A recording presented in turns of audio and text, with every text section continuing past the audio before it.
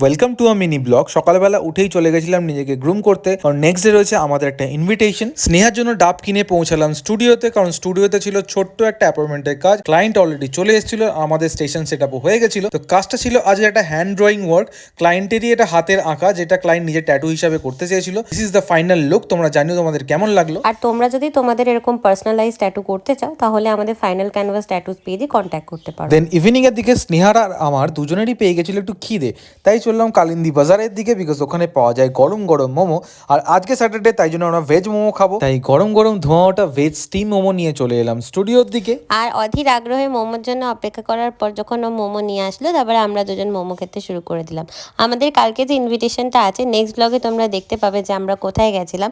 আর আমাদের ভিডিও যদি তোমাদেরকে ভালো লেগে থাকে আর তোমরা কোথা থেকে আমাদের ভিডিও দেখছো অবশ্যই কমেন্টে জানিও। আর এরকম ভিডিওর জন্য লাইক, শেয়ার অ্যান্ড সাবস্ক্রাইব করে দিও। আর ফলো করতে ভুলো না কিন্তু। আজকের মতো